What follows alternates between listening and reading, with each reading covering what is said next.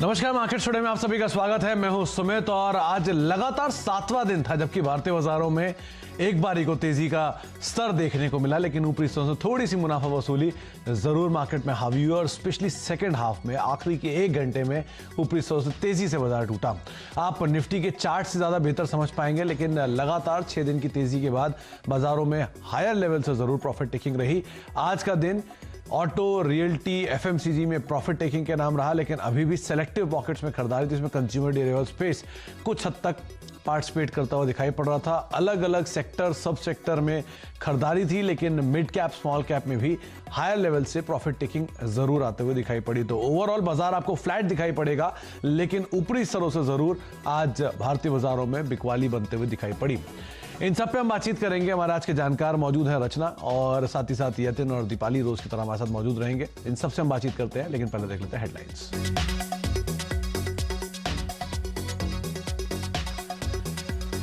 बाजार में रिकॉर्ड स्तरों से मुनाफा वसूली, auto, realty, FMCG, IT, metal, तेल, गैस में बिकवाली, लेकिन कैपिटल गुड्स, कंज्यूमर ड्यूरेबल में खरीदारी।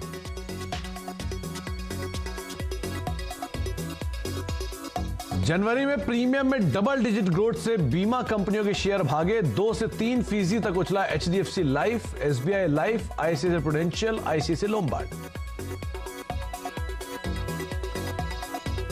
अच्छे नतीजों के बावजूद बालकृष्ण इंडस्ट्रीज करीब 10% के आसपास टूटा। नॉन कोर कारोबार में 1900 करोड़ रुपए के केपेक्स से निवेशकों में बड़ी चिंता।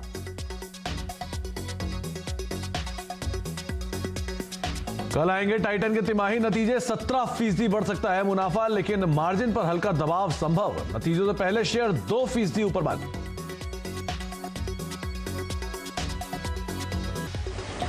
वैसी चिंता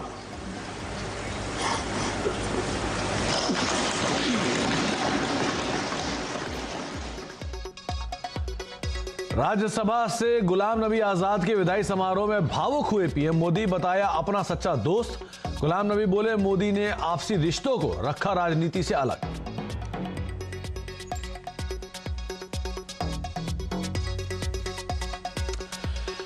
अब एक एक करके आप मार्केट से कुछ आंकड़ों पर नजर डालिए। सबसे पहले तो आप निफ्टी का चार्ट देखिए और निफ्टी बैंक का चार्ट देखिए, उससे ही कुछ हद तक तस्वीर आपको साफ होते हुए दिखाई पड़ेगी। आज भारतीय बाजारों में शुरुआत गैप अप हुई और गैप अप शुरुआत के बाद मार्केट ने सस्टेन किया, तेजी देखने को मिली। तेजी एक अच्छी खासी तेजी के साथ रादर कामकाज हो रहा था, 15,200 की रेंज में निफ्टी पहुंच गया था, लेकिन हायर लेवल से प्रॉफिट टेकिंग निफ्टी पे ज्यादा हैवी हुई, हावी होते हुए दिखाई पड़ी और निफ्टी को लाल निशान में ले आई। निफ्टी बैंक में सिचुएशन उतनी खराब नहीं थी, बिकवाली हायर लेवल से जरूर वहां पर भी देखने को मिली, लेकिन फिर भी 70-72 अंकों की बढ़त निफ्टी बैंक में देखने को मिली। मिड कैप, स्मॉल कैप में भी सेम सा ही ट्रेंड आज आपको बनता हुआ दिखाई पड़ेगा। पहले तेजी के बाद हायर लेवल से वहां पर भी प्रॉफिट टेकिंग आती हुई दिखाई पड़ी। एक एक करके अब आंकड़े देखिए। निफ्टी की रेंज रफली 200 अंकों की बनी, क्योंकि शुरुआती तेजी के बाद ऊपरी स्तरों से बिकवाली बनी, तो रेंज भी थोड़ी बढ़ी। 200 अंकों के आसपास की रेंज निफ्टी में रही। सेंसेक्स की रेंज आज 650 अंकों की रही और निफ्टी बैंक की रेंज आज 850 अंकों की बनते हुए दिखाई पड़ी, जहां पर बिकवाली उतनी ज्यादा नहीं, गिरावट है, वहां से लास्ट में थोड़ा सा पुल बैक भी देखने को मिला। एडवांस डिक्लाइन के आंकड़ों पर नजर डालेंगे तो 22 शेयर तेजी में रहे, 28 शेयरों में बिकवाली रही, यानी कि आप मान के चल सकते हैं कि मिक्स बैग ट्रेड आज मार्केट में रहा। और ये भी डिक्लाइन का जो ट्रेड है या फिर जो आंकड़े हैं, ये भी सेकंड हाफ में ही बढ़ते हुए दिखाई पड़े। सेंसेक्स के 14 शेयरों में तेजी, 16 शेयरों में बिकवाली रही। निफ्टी बैंक के 6 शेयरों में तेजी और 6 शेयरों में ही बिकवाली देखने को मिली। इसके अलावा आप ब्रॉडर साइड पे जाएंगे तो एफएनओ में आंकड़ों में 60 शेयर तेजी में रहे और करीब 80 शेयरों में बिकवाली रही।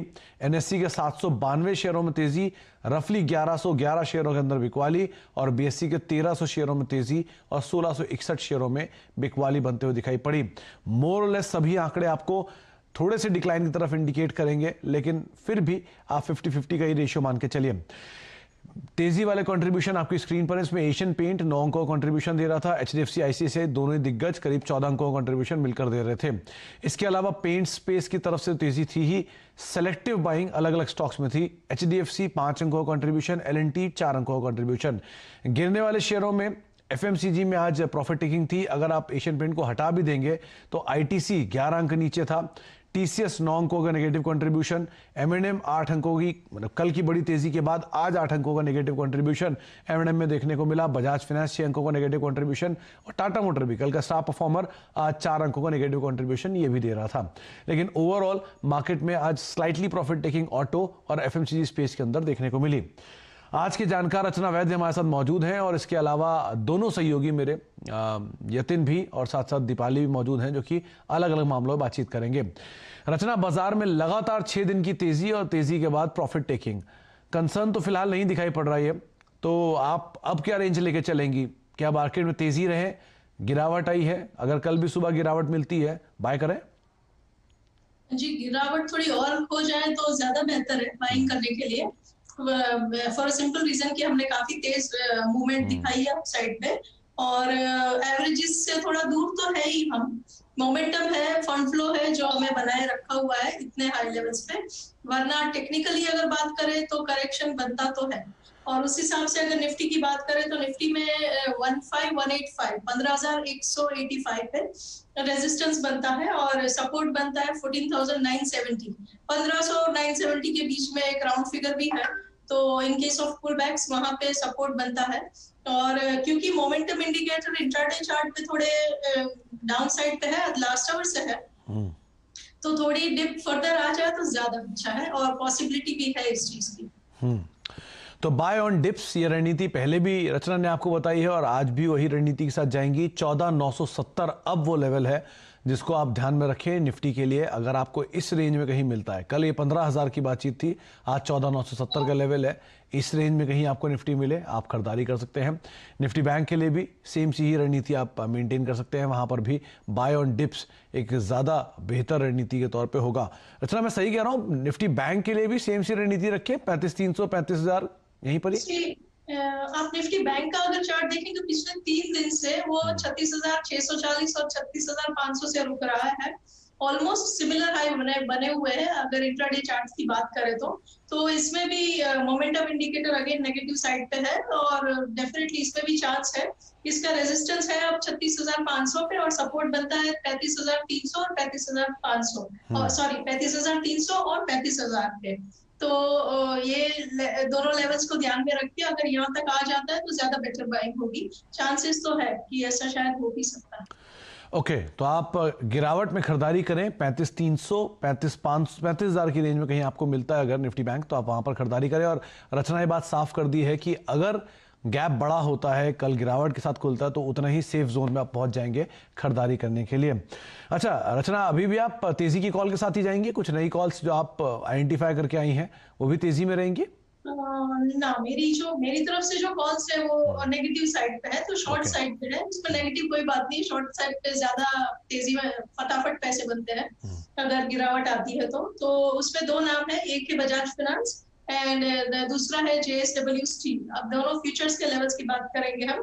बजाज फाइनेंस ने आज दिन भर में थोड़ा अपने सपोर्ट पे 5450 को होल्ड करने की ट्राई करा, तो फाइनल आवर में उसने गिव अप कर दिया।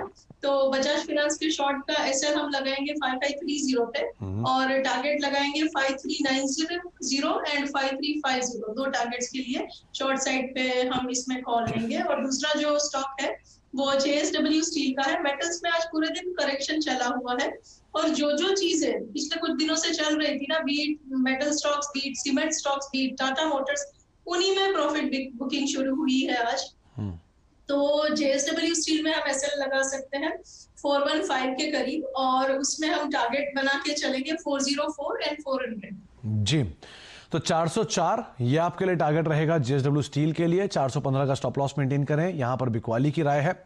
और दूसरा नाम बजाज फाइनेंस, जहां पर आप 5390 5350 के आसपास के जो लेवल्स हैं वो देख सकते हैं। हालांकि आपको क्लोजिंग भले 5400 के आसपास दिख रही है, लेकिन आपके लिए जो लेवल्स रहेंगे वो 5350 के आसपास के आप मेंटेन करें। 5530 ये एक स्टॉप लॉस यहां पर आप मेंटेन कर सकते हैं। लेकिन दबाव जो इसके लिए अंडरलाइंग है वो यही कि आप बिकवाली करके चलेंगे बजाज फाइनेंस के अंदर। अच्छा, अब कुछ स्टॉक्स की बात करते हैं जहां पर आज तेजी रही। इंश्योरेंस स्पेस रचना आज फेवरेट रहा। HDFC life, SBI life, ICICI prudential, ICICI Lombard, सब में खरीदारी आई और जोरदार तेजी इनफैक्ट ICICI लोम्बार्ड में लास्ट में आते हुए दिखाई पड़ी। कोई नाम आप पिक करना चाहेंगे इन चारों में से? देखिए, ये नाम के सबके चार्ट्स बहुत अच्छे हैं। As far as insurance sector is concern, काफी सारे अच्छे स्टॉक्स हैं। और अगर मार्केट संभल जाता है, थोड़े डिप के बाद भी अगर संभल जाता है, तो ये नामों पे जरूर नजर रखने का मतलब बनता है। अगर एसबीआई की बात करें, तो इसमें लॉन्ग पे एसएल लगा सकते हैं 880 पे, और टारगेट होना चाहिए हमारा 900 और 910। और उसी हिसाब से अगर हम आईसीआईसीआई जनरल इंश्योरेंस की बात करें, तो उसका भी बड़ा अच्छा मूव था आज, और हाई ऑफ द डे के करीब बंद हुआ है वो, तो उसमें भी फॉलो थ्रू बन सकता है। बस ओवरऑल मार्केट का उसको सपोर्ट मिल जाए तो ये रैली बरकरार बहुत सुंदर तरीके से रह सकती है। और आईसीआईसीआई जनरल की जो एंट्री हम अगर करेंगे, तो अगर 1500 के आसपास मिल जाए ना, बिकॉज ऑफ मार्केट करेक्शन और एनीथिंग, तो ज्यादा बेटर एंट्री होगी। और इन दैट केस हम ऐसे लगाएंगे 1480 पे, और टारगेट होगा हमारा 1520 और 1540। ओके, तो 1530, 1540 ये आपके लिए टारगेट रहेंगे, लेकिन यहां खरीदारी करने के बजाय अगर आपको नीचे मिले तो ज्यादा बेहतर विकल्प होगा आईसीआईसीआई लोम्बार्ड केस में। और वैसे भी इंश्योरेंस स्पेस रचना को पसंद है, तो आपके स्क्रीन पर एसबीआई लाइफ भी दिखेगा आपको। 900 रुपए 910 के टारगेट के लिए आप यहां पर खरीदारी कर सकते हैं। अच्छा, टाइटन पे भी मुझे बात करनी थी रचना आपसे, लेकिन उससे पहले दीपाली मौजूद है और उनके पास टाइटन के प्रीव्यू भी है, यानी कि नंबर किस तरह के आ सकते हैं, कल नंबर्स आने वाले हैं। तो दीपाली से पहले बात करते हैं, फिर हम आपसे चर्चा करेंगे। दीपाली, क्या अनुमान लगाया जाए टाइटन के केस में? टाइटन के नंबर्स अच्छे एक्सपेक्टेड हैं। अगर रेवेन्यू, प्रॉफिटेबिलिटी और एबिटा फ्रंट पर देखेंगे तो तीनों ही फ्रंट पर 15 से 17-18% की ग्रोथ एक्सपेक्टेड है। मार्जिन्स हालांकि फ्लैट रहने की पॉसिबिलिटी है। 11.9% के बजाय जो मार्जिन्स इस क्वार्टर में वो 11.6% पर रह सकते हैं। वाई बेसिस पे कंपैरिजन हो रहा है। हालांकि फेस्टिव सीजन जो रहा है, जो वेडिंग सीजन रहा है, उसमें डिमांड काफी स्ट्रांग रही है। एक जो पेंट अप डिमांड थी उसका भी बेनिफिट मिला है, इसीलिए जो ज्वेलरी सेगमेंट है उसका प्रदर्शन अच्छा रहने की पॉसिबिलिटी है। और जो आंकड़े कंपनी ने हाल ही में शेयर किए थे उसके हिसाब से ज्वेलरी सेगमेंट में 15% की ग्रोथ कंपनी ने दर्ज की है। इसके अलावा अगर आप वॉचेस सेगमेंट देखेंगे तो वहां भी प्रीवियस क्वार्टर के मुकाबले काफी स्ट्रांग रिकवरी देखने को मिली, मोर देन 80% की। आईवीआर में भी 92% की रिकवरी देखने को मिली। और अगर कैरेट लेन की बात करें तो यहाँ भी 39% के आसपास की रिकवरी रही। तो एक ओवरऑल डिसेंट क्वार्टर रह सकता है, जहां पर 15 से 20% के आसपास की ग्रोथ आप एक्सपेक्ट कर सकते हैं। 15 से 20% की ग्रोथ आप मान के चल सकते हैं, और कई सेक्टर या कई सेगमेंट में सीक्वेंशियल बेसिस पर एक अच्छी रिकवरी मार्केट अनुमान लगा के चल रहा है। रचना, कैसे देखे आपने टाइटन के चार्ट्स? आज अच्छी तेजी में रहा, 1-1.25% का उछाल रहा, गिरते बाजार में भी इसने संभाले रखा अपने आप को, क्या किया जाए? राइट, उसने आज जो गिरावट आई थी उसमें उसने एक पर्टिकुलर ट्रेंड लाइन पे सपोर्ट लिया है। और जैसे हर इंसान की एक फितरत होती है ना, ऐसे हर स्टॉक्स की भी अलग अलग फितरत होती है। ये स्टॉक की फितरत है, इसका जब भी रिजल्ट आता है तो उसके बाद इसमें हमेशा अच्छा मूव आता है। क्वार्टर टू क्वार्टर अच्छे रिजल्ट भी डिलीवर करता हुआ स्ट्रॉन्ग नेम है। तो रिजल्ट अगर सही में जैसे एक्सपेक्टेड है ऐसे गुड आ जाए, तो हमेशा की तरह ये रिजल्ट के बाद बड़ी तगड़ी बार बनाता है। तो अगर ये ऐसा करता है, हम इसमें लॉन्ग ही बनाएंगे, और हम एसएल रखेंगे 1538 पे, और दो टारगेट लेके चलेंगे 1580 और 1600। तो 1580, 1600 ये दो टारगेट रहेंगे। आप 1538 का एक स्टॉप लॉस मेंटेन कर सकते हैं। करीब करीब 1560 के आसपास ये शेयर बंद होता हुआ दिखाई पड़ा है। अच्छा, कल भी हमने बात की थी भारती एयरटेल की, आज फिर बात इसलिए करूंगा कि आज भी गिरते मार्केट में अपने आप को संभाल रहा था। 603, 604 के लेवल के आसपास फ्यूचर में क्लोजिंग दी है। गिरते मार्केट में भी ये 600 के एटलीस्ट लेवल को होल्ड कर पाया। अब क्या देख रहे हैं कि जैसे से एमएससीआई के लिए करीब आ रहा है, तो शायद इसमें कुछ एक्टिविटी बढ़ते हुए दिखाई पड़े, क्या किया जाए? डेफिनेटली, हमने जैसे कल भी बात किया था, बड़े strong consolidation long time base में से ये स्टॉक निकलने की ट्राई में है। तो चार्ट अभी भी फाइन है, कोई प्रॉब्लम नहीं है चार्ट पे। और ऐसे ही अगर इसमें सपोर्ट बना रहेगा 585 का, अभी 602 पे है, 585 का अगर in case of any pullbacks support, जब तक ये लेवल बरकरार रहता है तब तक everything should be fine with the stock. और ऊपर की साइड पे हम जो लेवल्स एक्सपेक्ट कर सकते हैं, that should be 616 and 624 and then 630 जी। 616, 620 नहीं, 616, 624 और 630 ये 3 टारगेट हैं जिनको आप भारतीय एयरटेल में ध्यान रख के चल सकते हैं। अच्छा, ऑटो में आज 3 नाम है, महिंद्रा एंड महिंद्रा जहां पे profit taking I, Tata Motors profit taking I, और बजाज ऑटो, यहां पर भी थोड़ा प्रेशर रहा। कोई चार्ट डिस्टॉर्ट हुआ? एमएनएम का चार्ट डिस्टॉर्टेड तो नहीं कहेंगे हम, पर यही है कि करेक्शन चालू है उसमें, और खत्म होने का हम तब मानेंगे जब थोड़ा यहाँ से वो ऊपर की साइड 1-2 ग्रीन बार्स हमें देके चलेगा, तो हम इसमें लॉन्ग करेंगे तो 915 के ऊपर करेंगे। अभी 900 के आसपास है, 915 के ऊपर जब ये जाएगा तब करेंगे, तब हम 900 पे एसएल लगाएंगे और टारगेट होगा हमारा 940 का। ओके, तो आप M&M पर नजर रख सकते हैं। अच्छा, ऑटो की बात हो भी रही है तो एक आयशर मोटर के नंबर भी कल आने वाले हैं और दीपाली हमारे साथ बनी हुई है नंबर्स बताने के लिए। दीपाली, आपने बाइक तो बहुत चलाई, क्या अनुमान लगाए हम आयशर मोटर के नंबर्स के लेके?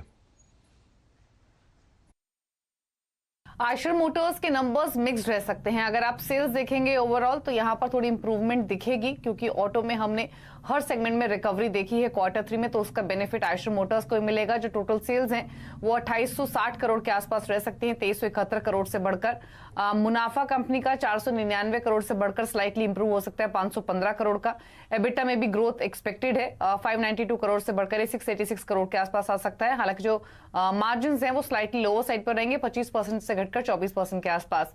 हालांकि रॉयल एनफील्ड पर कंपनी काफी खास फोकस कर रही है और बाकी जो सेगमेंट्स है, फिर चाहे वो कमर्शियल व्हीकल सेगमेंट हो, लाइट कमर्शियल व्हीकल सेगमेंट हो या फिर ट्रक सेगमेंट ही क्यों ना हो, यहाँ पर हमने डिमांड रिकवरी तो देखी है, लेकिन अभी भी वो फुल फ्लेजेड ट्रैक्शन नहीं दिखा है जो कि 2 साल 3 साल पहले इस सेगमेंट में देखने को मिला था।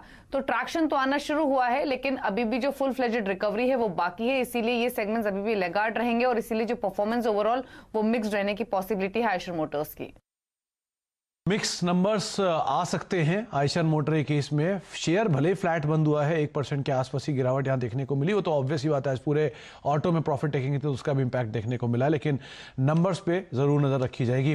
अच्छा, एक ब्रेक का वक्त हो गया, ब्रेक के बाद लौटेंगे। रचना तो हमारे साथ मौजूद है, उनसे हम बातचीत करते रहेंगे, लेकिन साथ साथ यतिन भी है जो कि बताते हैं कि डीलर्स रूम में किस तरह की बज है नंबर्स से आसपास या फिर बाजार में। इन सब पे हम बातचीत करते हैं छोटे से ब्रेक के बाद।